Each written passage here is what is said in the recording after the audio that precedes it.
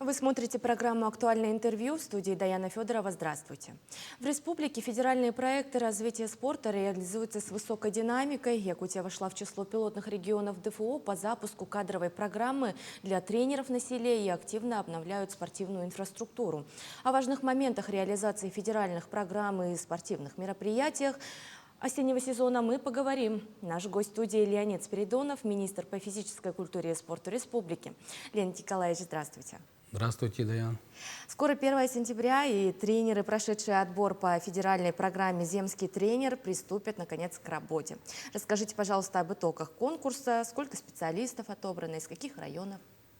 Ну, как вы знаете, в прошлом году по поручению президента нашей страны, работы Министерства спорта Российской Федерации, был внедрен федеральная программа «Земский тренер», так же, как и «Земский учитель», «Земский работник культуры», здравоохранения. И, конечно же, отрасль спорта очень рад, что такая программа уже существует в нашей стране. Ну и, конечно же, мы реализуем эту программу, федеральную программу «Земский тренер». В этом году мы приняли заявки с 1 июля по 10 августа от желающих принимать участие в этой федеральной программе. И заявку дали 34 участника. Из них мы отобрали 18 человек, потому что мы в этом году нам дали 18 квот, где мы сделали конкурс. Очень радует, что не только наши ЛУСы дали заявки, и, конечно же, и другие регионы. Из Новосибирской области, с Республики Тывы и Хабаровского края были заявки для участия в этой программе. Ну и мы отобрали 18 тренеров, которые желают работать и в селах, районах, и даже есть победители Северно-Бетантайского района, Верхоянского, Северных ЛУСов. Это, конечно же, очень радует, потому что в нашей республике, в районах, именно в селах, кадровый голод по тренерам очень большая. Вот. Ну и вчера я с ними как раз и встречался, пожелал, чтобы они 5 лет и работали на местах для того, чтобы развивать спорт, детский спорт, ну и, конечно же, сделали хороших чемпионов.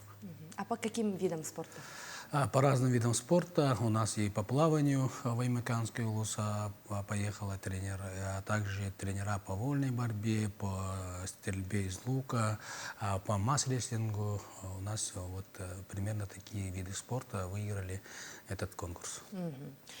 Какие планы спортивных мероприятий осеннего сезона? Во-первых, на этой неделе, 30 августа, пройдет профессиональный бокс «Вызов Севера». Почетным гостем приедет Марк Кремлев, президент Международной федерации бокса. Также в сентябре у нас пройдет фестиваль ГТО. Мы проводим и весной, и осенью фестивали, где мы планируем принять 3500 людей, чтобы они сдали ГТО. Также будет 21 сентября забег РФ, России, забег будет у нас, тоже приглашаю принять участие. 26 сентября будет тоже массовый забег «Земля Олонко», где тоже выйдут люди, которые хотят пробежаться в разных дистанциях. Ну и ждем проведения международного турнира Коркина, ежегодно, который мы проводим. Также международный турнир по боксу Артура Пахомова. Действительно большое количество мероприятий, уверена, наши горожане ждут с нетерпением, любители спорта, праздника. Расскажите о ходе подготовки к 9-м спортивным играм народов Якутии в Нюрбе. Какова же особенность? Мы знаем, что в 2027 году в Нюрбинском районе проведем спортивные игры. Уже подготовка идет полным ходом, идут строительства. Ну и, конечно же, сейчас по спортивной части отборочные соревнования идут. В районах уже определились со своими сборными командами.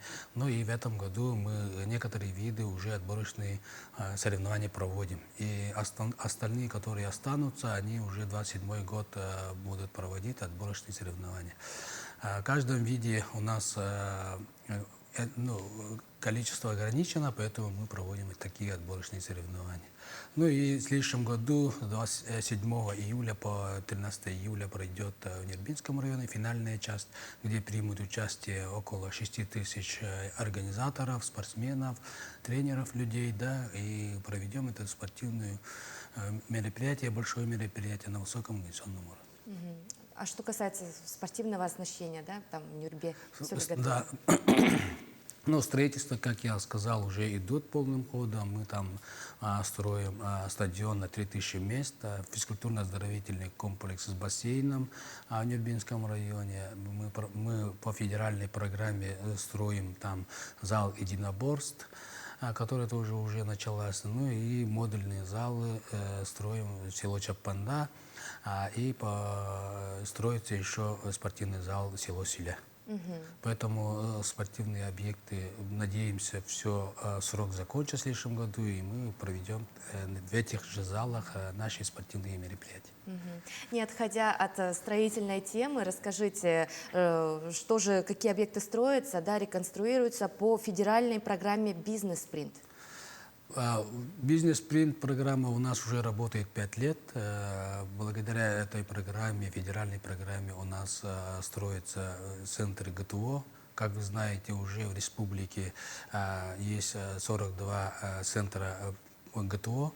Также мы ежегодно оснащаем и строим спортивные площадки ГТО. В этом году мы строим 9 спортивных площадок ГТО. Кроме этого, по этой программе строится 3 умных спортивных площадок. В этом году выиграли этот конкурс у нас город Якутск на территории Дюша-10, а также Усалданский район, село Чаран, и Татинский район, село Боробул. В этом году мы тоже построим там спортивные площадки. А что касается государственной программы «Спорт России», какие уже есть результаты? Ну, то, что я сказал, вот эти все программы проходят через Министерство физической культуры и спорта России, да.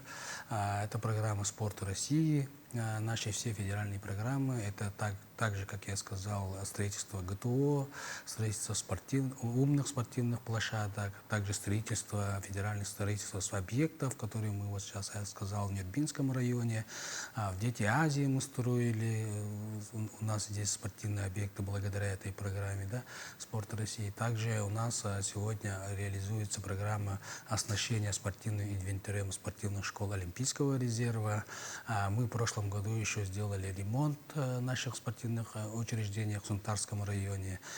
Ну и дается субсидирование на проезды, покупку автомашин и так далее. Поэтому программа «Спорт России» у нас действительно работает в нашей территории и делает большую работу в развитии спорта нашей республики. Леонид Николаевич, конечно же, одно из самых ожидаемых событий – это международный турнир «Вызов Севера». Да, расскажите, пожалуйста, о ходе подготовки к турниру. Ну, подготовка у нас уже на стадии финиша. Как я сказал, 30 августа мы проведем профессиональный бокс в ЦСП «Триумфе». В профессиональном боксе у нас почетным гостем, как я сказал, приедет президент Международного ассоциации бокса Умар Кремлев. Также приедут почетные гости разные, да. Кроме этого, если по картам сказать, у нас наши ребята, Михаил Варламов будет боксировать с тайским боксером, также Петр Васильев да, будет боксировать. Кроме этого, будут международные наши гости, участники этого мероприятия. Из Конго даже приедут, из Таиланда. Поэтому будет очень интересно. Приходите 30 августа с ЦСКА «Триумф» и будем болеть за своих спортсменов. Ну, действительно, зрелищные схватки нас ожидают, и дух соперничества тоже, уверенно, будет, да, сильный? Ну, бокс у нас, конечно же, развивается, и люди любят. Мы ежегодно проводим «Вызов Севера». Вы все знаете профессиональный бокс, да, и в этом году мы проводим вот 30 августа. И люди знают, Ну, раньше мы проводили в ноябре, в декабре, а сегодня вот 30 августа. Мгм. Ну что ж, теперь о действующих спортивных объектах Минспорта. Расскажите, какие из них возобновляют работу после летнего перерыва, какие секции? У нас сегодня уже работает стадион Туймада имени Николая Николаевича Тарского, национальный центр Модун имени Василия Манчара и работает по национальным видам спорта. Ну и с 5 сентября у нас откроется и Чолбон откроется, вот, и некоторые откроются у нас где-то вот в середине сентября. Все наши объекты мы планируем открыть, и чтобы люди начали заниматься спортом. Да, действительно, большое количество объектов сейчас возводятся, яркие события, да, мероприятия нас ожидают. Вот, поэтому мы, жителей города Якутска, нашей республики, приглашаем в наши объекты. Ну и, конечно же, заниматься спортом, быть здоровыми, красивыми, пропагандировать здоровый образ жизни. Ну что ж, спасибо вам большое, что подробнее рассказали о ходе работ. И спасибо большое, что сегодня были у нас в гостях. Спасибо. Я напомню, вы смотрели актуальное интервью. До встречи.